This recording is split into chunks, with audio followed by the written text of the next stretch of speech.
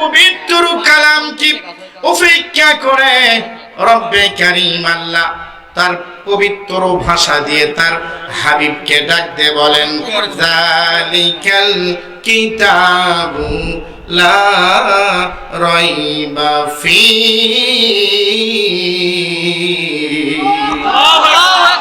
আল্লাহ তাআলা পবিত্র কালামকে চ্যালেঞ্জ করে আল্লাহ পাক তার বান্দাগুলোকে উপেক্ষা করে জানায় দিলেন এমন একটি কিতাব যেই কিতাবের ভিতরে সন্দেহেতে দুরস্থান।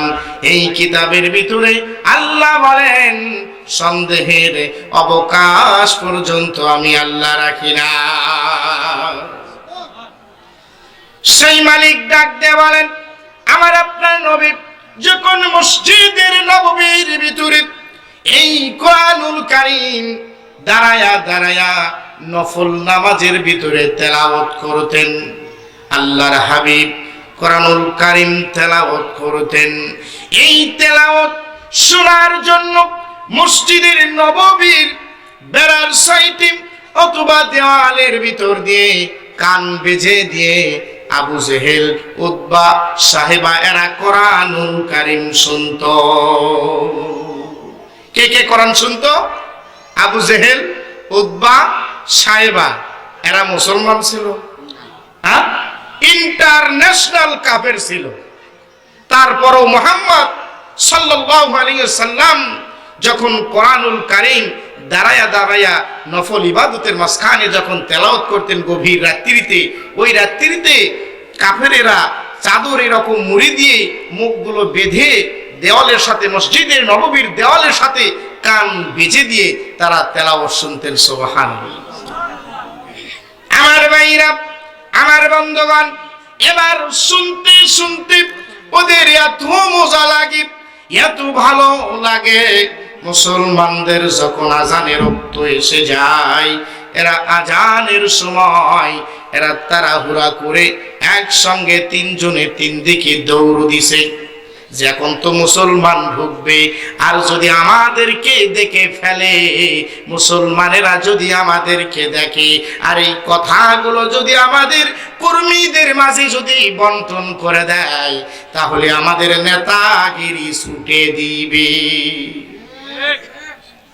আমার ভাইরা, সম্মানিত বন্ধুগণ, রব্বে কারীম আল্লাহ এমন সুন্দর বাণী দিয়েছিলেন, যেই বাণী আল্লাহ রাসূল তেলাওয়াত করতেন তারা কানগুলো বেজে দিয়ে শুনতেন। কিন্তু যাইতে যাইতে এক জায়গায় প্রথমত তিনজনের দেখা হয়ে গেছে। কার কার দেখা হয়েছে? আবু জেহেল উতবা সাহেবার দেখা হয়ে গেছে। আবু জেহেল ডাক দিয়ে বলে উতবা সাহেবা রে, তোমরা কোথায় গিয়েছিলাম?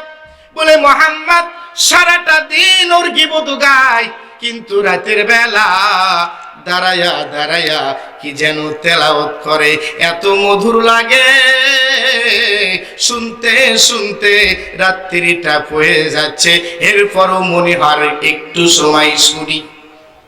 উতবা সাহেব আবু জেহেলকে ডাক দিয়ে বলে ও আবু জেহেল রে নেতা, তুমি কোথায় গেছলা?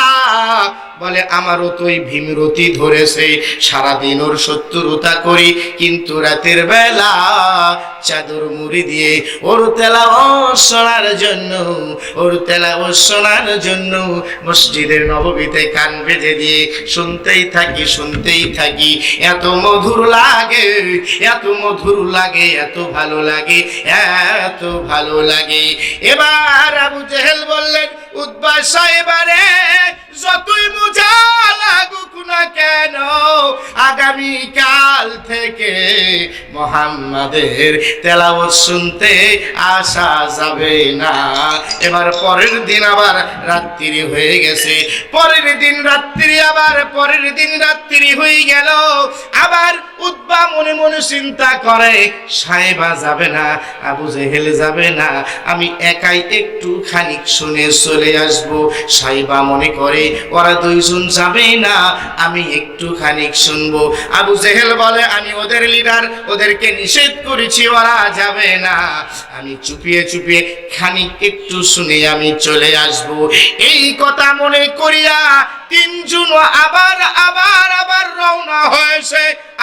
রাসূল মুহাম্মদ সাল্লাল্লাহু আলাইহি ওয়াসাল্লামের তেলাওয়াত শোনার জন্য মসজিদের নববীর ভিতরে আল্লাহ রাসূল দাঁড়ায়া দাঁড়ায়া কোরআনুল কারীম তেলাওয়াত করে। এরা দেওয়ালের পাশে কান বেজে দিয়ে আমার আপনার নবীর তেলাওয়াত শুনে চিৎকার দিয়ে বলা যাবে কি সুবহানাল্লাহ। আমার ভাইরা, আমার বন্ধুগণ, আবার তিনজনই দৌড় দিছে, রওনা হয়েছে। প্রথমত আবার দেখা হয়ে গেছে, ডাক দিয়ে বলে, আবু জেহেল রে, ও আবু জেহেল, তুমি কোথায় গেছিলা? আবু জেহেল ওদের দুইজনকে ডাক দিয়ে বলে, তোমরা আবার কোথায় গেছিলা? বলে, আমরা একই কাজে মুহাম্মদ সাল্লাল্লাহু আলাইহি ওয়াসাল্লাম ওর তেলাওয়াত শোনার জন্য গেছিলাম। মারহাবা। আমার ভাইরা, আমার বন্ধুগণ, এবার আবু জেহেল বলছে, আগামী কাল থেকে আমরা আর যাব না, আমরা যাব না।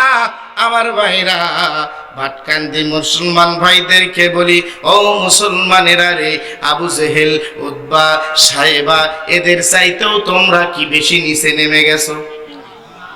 শুধু তাই যদি না হয়, এত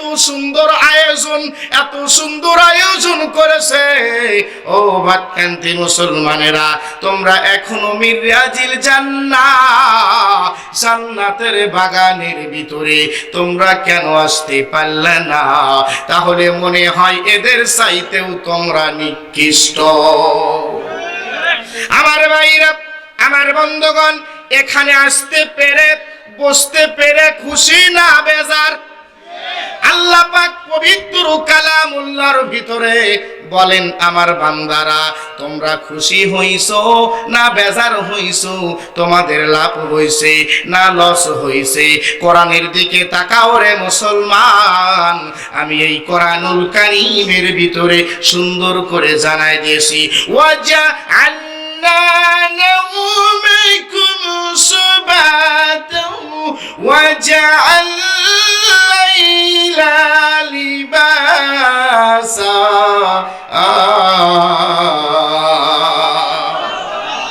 আল্লাহ তাআলা তার বান্দাগুলোকে উপেক্ষা করে ডাক দিয়ে বলেন, আমার বান্দারা, ও আমার বান্দারা, তোমরা কেউ বা মাঠের ভিতরে কাজ করো, কেউ বা রিক্সা চালাও। আমার বান্দাগুলো, তোমরা মাঠের ভিতরে কাজ করলা, কেউ রিক্সা চালাইলা, কেউ বা তোমরা চাকরি করলা, সারাটা দিন ক্লান্তর ভিতরে তোমরা থাকলা। আমি আল্লাহ তাআলা তোমাদেরকে রাতের বেলা ঘুমের জন্য রাত্রিটা তৈরি করলাম। আমার বান্দাগুলো রে, আমার বান্দাগুলো, তোমরা না ঘুমাইয়া কোরআনের মাজলিস শোনার জন্য, কোরআন শোনার জন্য মিরাজিল জান্নাতের বাগানের ভিতরে তোমরা বসে পড়লা। এই কোরআন শোনার জন্য তোমরা আসলা। আল্লাহ তাআলা পবিত্র কালামুল্লাহর ভিতরে ডাক দিয়ে বলে, ওয়া ইযা কুরিয়াল কুরআনু ফাসতামিউ লাহুম ওয়া আনসিতু লাআল্লাকুম তুরহামুন। মালিক ডাক দে বলেন, বান্দাগুলো এই জলসার ভিতরে, এই সামিয়ানার নিচে মিরাজিল জান্নাতের বাগানের ভিতরে তোমরা বসে পড়েছো। বসার কারণে তোমাদের ফায়দা কি হয়েছে? তোমাদের লাভ কি হয়েছে? ওয়া আনসিতু লাআল্লাকুম তুরহামুন। তোমরা কোনো কারি সাহেবের, কোনো মাওলানা সাহেবের, কোনো হাফেজ সাহেবের মুখ থেকে, জবান থেকে এই কোরআনুল কারীম ওয়া আনসিতু মনোযোগ সহকারে শুনেছো। আর মনোযোগ সহকারে শোনার কারণে মালিক ডাক দিয়ে বলেন, আমার বান্দাগুনি মনোযোগ দিয়ে শোনার কারণে আমি আল্লাহ তাআলা তোমাদেরকে এমন অবস্থা করে দিলাম, তোমাদের ভাগ্যকে আমি খুলে দিলাম। কোন মানুষটা এশারের আগ মুহূর্ত পর্যন্ত ওই ব্যক্তি ব্যক্তিটা জাহান্নামী ছিল, কিন্তু এই জান্নাতের বাগানের ভিতরে বসার কারণে আমার ওই বান্দাটা এই জান্নাতের বাগানের ভিতরে বসার কারণে ওই বান্দাটা মিররিয়াজিল জান্নাতের বাগানের ভিতরে বসার কারণে ও আনসিতু মৌলবী সাহেবের কারি সাহেবের জবান থেকে বায়ানগুলো মনোযোগ সহকারে শোনার কারণে ওই ব্যক্তিটা জাহান্নামী ছিল এশারের আগ মুহূর্তে দিয়ে। কিন্তু আমার ওই বান্দাটা কোন মাওলানা সাহেবের জবান থেকে কোরআনের বায়ান শোনার কারণে, হাদিসের বায়ান শোনার কারণে ওই বান্দাগুলো যদি হেদায়েত প্রাপ্ত হয়ে যায়, আল্লাহ তাআলা বলেন জাহান্নামকে ক্যান্সেল করে দিয়ে আমি আল্লাহ পাক ওকে জান্নাতি বানাই দেই। বলুন মারহাবা। আল্লাহ তাআলা বললেন অবশ্যই অবশ্যই এই বায়ানগুলো শোনার কারণে, জান্নাতের বাগানের ভিতর থেকে বায়ান শোনার কারণে আমার ওই বান্দা হেদায়েত প্রাপ্ত ছিল না, কিন্তু হেদায়েত প্রাপ্ত যদি এই মাহফিলে বসার কারণে কোনো আলেমের জবান থেকে বায়ান শোনার কারণে যদি হেদায়েত প্রাপ্ত হয়ে যায়, মালিক ডাক দিয়ে বলেন আমি আল্লাহ তাআলা ওয়াদা দিলাম তোর জাহান্নামকে ক্যান্সেল করে দিয়ে আমি আল্লাহ তোকে জান্নাতি বানাই দিই। সুবহানাল্লাহ।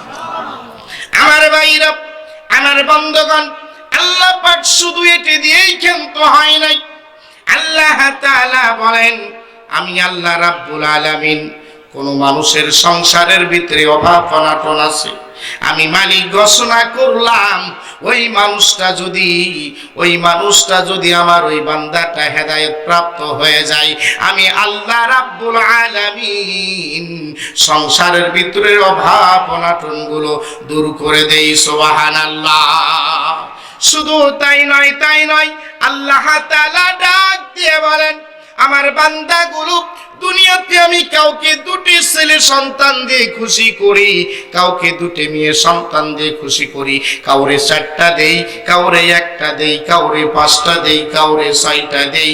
আবার এই দুনিয়াতে আমি কাউরে সন্তানই দেই না। কিন্তু মালিক ডাক দিয়ে বলেন এই রকম মাহফিলে বসার কারণে আমার ওই বান্দা যদি হেদায়েত প্রাপ্ত হয়ে যায়, আল্লাহ তাআলা ডাক দিয়ে বলেন আমি ঘোষণা করে দিলাম হেদায়েত প্রাপ্ত হওয়ার কারণে আমি আল্লাহ তাআলা ওই বান্দা বান্দিকে সন্তান দিয়ে তার কলিজাটা ঠান্ডা করুন। সুবহানাল্লাহ। আমার ভাইরা, আমার বন্ধুগণ, সেই রব্বি কারীম আল্লাহ তার সমস্ত বান্দাগুলোকে ডাক দিয়ে বলেন আমার বান্দারা রে, এই দুনিয়াতে এসে লোভ লালসা তোমরা ফুরায়া ফেললে না। দুনিয়াটা ইবাদতের জন্য তোমাদেরকে আমার আল্লাহ উপহার দিলেন, কিন্তু দুনিয়াতে এসে দুনিয়া নিয়ে তোমরা ব্যস্ত হয়ে গেলা, দুনিয়া নিয়ে ব্যস্ত হয়ে গেলা।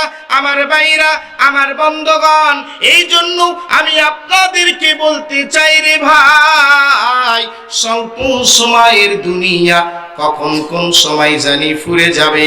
এই দুনিয়াটা যদি একটা বারের জন্য এই কোরআনুল কারীম দিয়ে যদি শাসন হতো, একটা বারের জন্য এই কোরআনুল কারীম দিয়ে যদি শাসন হতো, আজকের এই ভাত কান্তি মুসলমানেরা এই কয়জন এখানে লোক হতো না। ঠিক না বেঠি? এই কোরআন দিয়ে যদি রাষ্ট্র চলতো, পরিচালনা হতো, খালি এই কয়জন মুসলমান। প্রতিটা সপ্তাহে মসজিদে খুতবা হয় কি হয় না? এইরকম মাহফিল এবার কত যে হচ্ছে, এরপরেও মানুষের কোনো হেদায়েত আছে?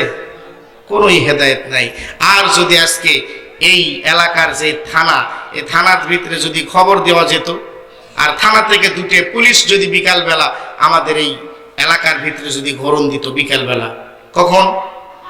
বিকালবেলা যদি বাড়িতে যেত, বাড়িতে গিয়ে হয়তো বা কেউ নাই, স্ত্রী আছে, তো স্ত্রীকে যদি বলে আসতো যে তোমার ছেলে এবং তোমার স্বামী দুইজনকেই যদি মাহফিলে না দেখতে পাই, বাড়িতে যদি দেখতে পাই অথবা রাস্তাঘাটে দেখতে পাই, পাশার ভিতরে মাত্র 2 পিস বাড়ি। কয় পিস? এই জোরে কোন কয় পিস? আর 500 টাকা জরিমানা। তাহলে এক বাপ আর যদি সন্তান থাকে কয় টাকা হবে? 1000। আর বাড়ি 2 জন 4টে। এটা যদি খালি এই পুলিশ যদি বাড়ি বাড়ি ঘুরে বিকাল বেলা থেকে মাগরিব পর্যন্ত একটা যদি রাউন্ড দিত, এই জায়গার ভিতরে এই কয়জন মানুষ এখানে জায়গা দিতে পারতেন না আপনারা, ঠিক না ভাই? ঠিক। আর আমরা ওয়াজ করে কি লাভ হচ্ছে? কোনোই লাভ নাই। তাহলে সংসদে যদি একটা বার এই কোরআনুল কারীম যদি একটা বার জ্বালানো যায়, এই কয়জন মানুষ এখানে মানুষের এখানে আপনারা জায়গা দিতে পারতেন না। তাহলে দুটো শুধু পুলিশ যদি ঘুরতো এখানে জায়গা দেওয়া যেত না। আর মৌলবীরা এত ওয়াজ করছে, এরপরেও মানুষের হেদায়েত নাই, একদিক দিয়ে শুনে আর এক কান দিয়ে বের করে দেয়, ঠিক না ভাই? ঠিক। আমার ভাইরা, এই জন্য আজকের আল্লাহ রাব্বুল আলামিন এই পবিত্র কালামুল্লাহর ভিতরে পাক ঘর থেকে শুরু করে রাষ্ট্র পর্যন্ত চলবে, এই কালামুল্লাহর ভিতরে আছে কি নাই? একটা মেম্বার সাহেব কি রকম করে একটা গ্রাম চালাবে এই কোরআনের ভিতরে আছে। একটা চেয়ারম্যান সাহেব একটা ইউনিয়ন কিভাবে চালাবে এই কোরআনুল কারীমের ভিতরে আছে। আর এখন আপনারা দেখেছেন কত বৃদ্ধ মানুষকে 10 কেজি চাউল দেওয়ার জন্য অপমান লাঞ্ছিত করে কি করে না? অনেক জায়গায় দেখা যায়, ফেসবুক ইউটিউবে দেখা যায় যে চেয়ারম্যান সাহেব বৃদ্ধ মানুষকে জুতা খুলে বেড়াচ্ছে। এরকম হয় না? অনেক জায়গায় আছে আমার ভাইরা। তাহলে একজন নেতা বৃদ্ধ মানুষ 10 কেজি চাউল দেওয়ার জন্য সিরিয়াল করছে এখান থেকে ওই রাস্তা পর্যন্ত। এরপরে যদি এক বৃদ্ধ মানুষ জরুরত, হয়তো বা তার একটু অসুস্থ, যে আমি দাঁড়িয়ে থাকতে পারছি, একটু আগে আসছে, ওটাই বাড়ি। এরকম হয় না? এরকম অনেক চেয়ারম্যানদের আছে। অথচ নেতারা কি এরকম ছিল? এরকম ছিল না। হযরত ওমর রাদিয়াল্লাহু তাআলা আনহু কেমন ভাবে শাসন করতেন দুনিয়া। একদিন রাতের বেলা বের হয়ে চলে গেলেন, রাতের বেলা একদিন বের হয়ে চলে গেলেন, দেখি কোথায় কে না খেয়ে আছে। রাতের বেলা যাইতে যাইতে দূর থেকে দেখা যায় জঙ্গলার পাশে একটু জঙ্গল দেখা যায়, তার পাশে মিটির মিটির করে আগুন জ্বলতেছে। কি জ্বলতেছে? আগুন জ্বলতেছে। ব্যাপার কি? এত রাত্রিতে আগুন জ্বলার কারণ কি? হযরত ওমর আস্তে আস্তে চলে গেলেন। হযরত ওমর আস্তে আস্তে চলে গেলেন, গিয়ে তিনি দেখতে পারলেন একজন মা সন্তানগুলো ঘরের ভিতরে শুয়ে আছেন, একজন মা পাতিলের ভিতরে কি যেন জাল দিচ্ছে। হযরত ওমর রাদিয়াল্লাহু তাআলা আনহু সালাম দিয়ে এবার মহিলাকে বললেন, মা গো, এই রাত্রিতে আপনি কি জাল দেন? চুলার ভিতরে কি ঢুকিয়ে দিয়েছেন? বলে, আমি চুলার ভিতরে খড়ি দিয়ে পাতিলের ভিতরে আমার তো খাবার নাই, পানি দিয়ে আমি মহিলা পানি গরম করতেছি। কি করে? পানি গরম করতেছে। হযরত ওমর ডাক দিয়ে বলে, মা গো, রাতের প্রায় 12টা থেকে 12:30 বেজে গেছে, এই রাত্রিতে আপনি কেন পানি গরম করছেন? বলে, দেখেন আমার সন্তানেরা ক্ষুধার অবস্থায়, আমার স্বামী বেঁচে নাই, ক্ষুধার্ত অবস্থা, এমন অবস্থায় প্রায় 2 দিন ধরে খাবার খায় না। আমি ক্ষুধার যন্ত্রণা নিবারণ করার জন্য, ক্ষুধার যন্ত্রণা নিবারণ করার জন্য সন্তানেরা যাতে ঘরের ভিতরে ঘুমায়া যায়, এই জন্য আমি পাতিলের ভিতরে পানি দিয়ে গরম করতেছিলাম। এবার হযরত ওমর দৌড় দিলেন, দৌড়ে চলে আসলেন। আমার ভাইরা আসলামের কাছে এসে বললেন, তাড়াতাড়ি গোডাউন খোলো। আসলাম কি বললেন, একটা আটার বস্তা আমার মাথার উপরে উঠাইয়া দাও। আসলাম বললেন, খলিফাতুল মুসলিমিন, আপনি কেন আটার বস্তা মাথায় নেবেন? এখনকার চেয়ারম্যানেরা কি মাথায় নিবে?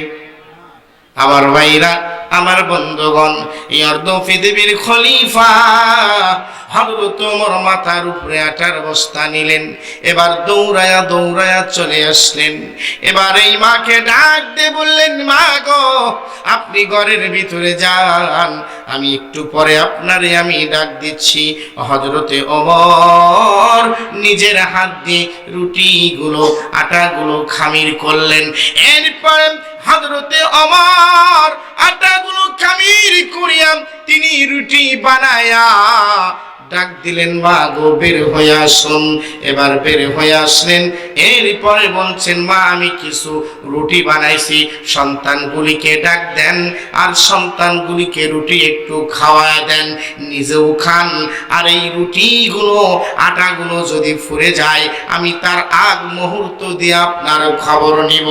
এই কথা বলিয়া হযরত ওমর চলে আসবে, এও তো সময় ডাক দিয়ে মহিলা বলছে, ও যুবক রে, আমি তো তোমারে কোনোদিন দেখি নাই, তোমারে কোনোদিন আমি দেখি নাই, তোমাকে আমি চিনি না, কিন্তু আমি জেনেছি, আমি শুনেছি অর্ধ পৃথিবীর খলিফা হযরতে ওমর। যদি আজকে তুমি ওমর হতা তাহলে আমার 2 দিন ধরে বাচ্চাগুলো ক্ষুধার্ত অবস্থায় থাকতো না। এবার বলে, আপনি কি ওমরকে কোনোদিন দেখেছেন? মহিলা বলছে, না না না, আমি কোনোদিন দেখি নাই, কোনোদিন আমি দেখি নাই। হযরতে ওমর এবার সেখান থেকে চলে আসলেন। এরপরে দিনের বেলা যখন 10টা অথবা 9টা বেজে গেল, এমন সময় খবর দেওয়া হলো, বৃদ্ধ মহিলার কাছে খবর দিলেন, ও মা, তোমাকে হযরতে ওমর ডাকছে। বৃদ্ধ মহিলা ভয়ে থরথর করে কাঁপাকাঁপি শুরু করে দিছে। আমি রাতের বেলা যুবকরে ওমরের কথা বলেছি, মনে হয় ওমরের কাছেই খবর চলে গেছে। আমার মনে হয় বাসন নাই। সন্তানগুলিকে ডাক দে বলে, ও সন্তানেরা রে, তাড়াতাড়ি আমারে আদর করে নি, আজ থেকে তুই আমারে দেখতে পাবি না, তোরা আর আমারে দেখতে পাবি না। সন্তানেরা রে, আমারে আদর করে নে, আদর করে নে। আমার ভাইরা, আমার বন্ধুগণ, এই মহিলা এবার দরবারে চলে গেলেন, চেয়ারে বসে আছেন হযরতে ওমর। কিন্তু ওই মহিলা দরবারে নামার পর, দরবারে পৌঁছার পর থরথর করে কাঁপছে, মাথাটা উপর দিকে করে না, মাথাটা উপর দিকে করে না, থরথর করে কাঁপে আর হাউমাউ করে কান্না শুরু করে দিয়েছেন। হযরত ওমর এবার চেয়ার থেকে নেমে এসে এবার বৃদ্ধ মহিলার কাছে চলে আসলেন। এই মা এবার ওমরের পায়ের নিচে পড়ে যাবে, এমন সময় টানিয়ে বলতেছে, এ তুমি আমার মুখের দিকে একটা বারো তুমি তাকাও নাই। বৃদ্ধ মহিলা মুখের দিকে তাকায় দেখে এটাই কেউ নয়, কেউ নয়, ওই রাতের বেলার সেই যুবক। সুবহানাল্লাহ।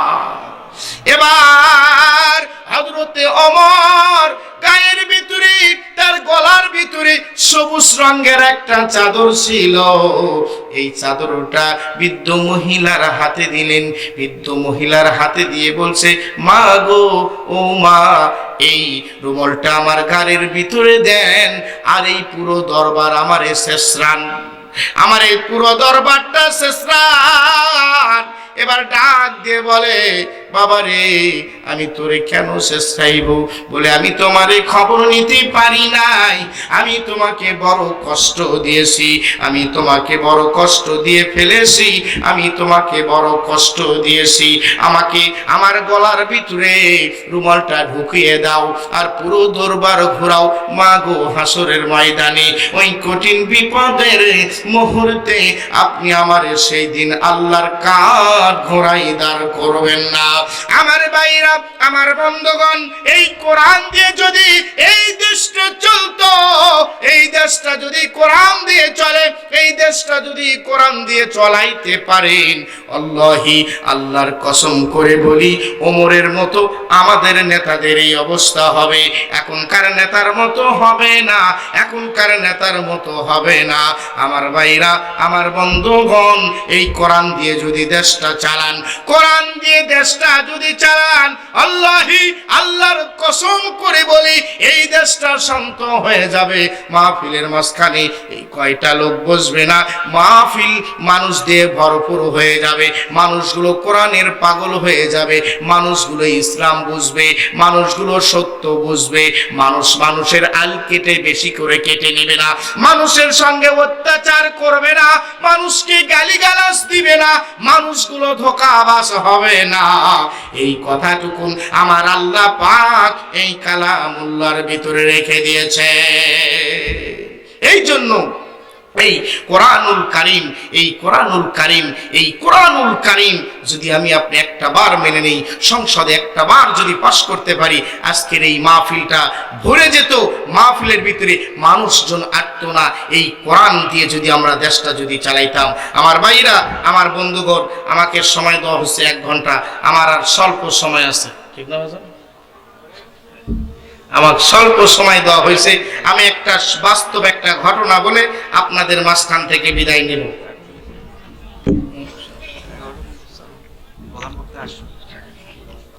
সত্য একটি ঘটনা বলে আপনাদের মাঝখান থেকে ইনশাল্লাহ বিদায় নেব। আমার ভাইরা, আমার বন্ধুগণ, আমি যখন ইন্টারে পড়তাম, এমন তো সময় আপনারা এলাকা চিনবেন, সেটা হলো সারেগান্ধী। কেউ চেনেন? সারেগান্ধীতে আমি ফাইনাল পরীক্ষা দিব। আমার ওই বন্ধুটা খুবই গরিব ছিল, খুবই গরিব মানুষ। এত গরিব, বাড়ি ছিল বরুর বাড়ি বলে, চর বরুর বাড়ি। ওর বাবা শুধুমাত্র একটু কলা বিক্রি করত বাজারে বাজারে, বৃদ্ধ মানুষ ছিল। তো ছেলেটা আমার সঙ্গে লেখাপড়া করতে করতে ফাইনাল যখন পরীক্ষা হবে, এমন সময় এই ছেলেটি একদিন দেখি পরীক্ষার হলে নেই। আমি এসে খবর দিলাম, ফোন করলাম, দোস্ত তুমি আজকে পরীক্ষার হলে নেই। দোস্ত আমি সেনাবাহিনীর একটা মাঠ পেয়েছিলাম, আমি মাঠ করেছি, তা আলহামদুলিল্লাহ মোটামুটি ভাবে একটু সিলেক্ট হয়েছে, এখন ওপর আল্লাহ পাকের ইচ্ছা। তা যাই হোক, গরিব মানুষ, বিনে টেকাই সে চাকরি হয়ে যায় যে কোনো ক্রমে। চাকরি হয়ে যাওয়ার পর বাবা মার কাছে মোটামুটি ভালোই চলতেছিল, ট্রেনিং শেষ হয়ে যায়। এরপরে 1-1.5 বছর পর ছেলেটা শহরে যে করেই হোক না কেন বিয়ে শাদী করে ফেলে। কিন্তু যারা সেনাবাহিনীর চাকরি করে তাদের কিন্তু বিবাহের একটা লিমিট ওরা দেয় যে এতদিন পরে করতে হবে, কিন্তু তার আগেই ছেলেটা বিয়ে করে ফেলে দেয়। এক বড় লোকের মেয়ে। এখন কিন্তু আমরা দেখি গরিব আর হালে চাইলে নাই, সরকারি চাকরি হলেই বিবাহ দেয়, ঠিক না বেঠি? তো ছেলে সরকারি চাকরি করে, চেহারা স্বরূপ ভালো, এক বড় লোকের মেয়েকে বিয়ে করেছে, ও বিয়ে বসেছে। তো বাড়িতে একবার বেড়াতে এসেছিল, আমি যতটুকু শুনেছি।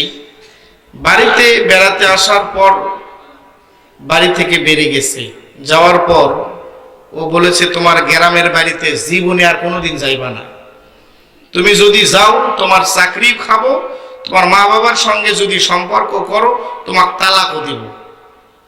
তার কারণ আমার পাকঘর তোমাদের জমি সহ আমার পাকঘরের সমানও দাম নাই, আর এত নিম্ন স্তরের তোমরা, এখানে যদি আমার আত্মীয় স্বজন কোন ক্রমে আসে আমার মান সম্মান শেষ হয়ে যাও।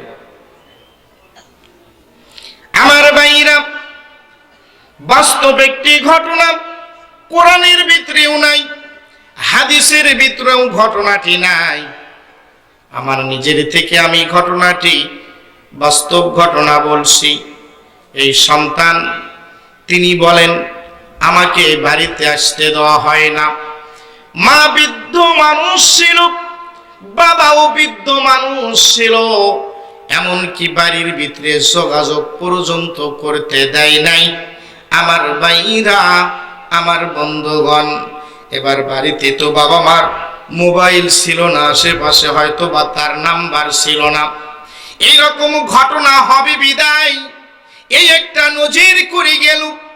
আমার ভাইরা, আমার বন্ধুগণ, এবার এই ছেলেটা কমসে কম প্রায় 2 থেকে 2.5 বছর বাবা মার সঙ্গে যোগাযোগ করতে পারে না। কিন্তু মাঝে এমন জিনিস, যার মা হারাইয়া গেছে সে মার যন্ত্রণা বোঝে। এই মা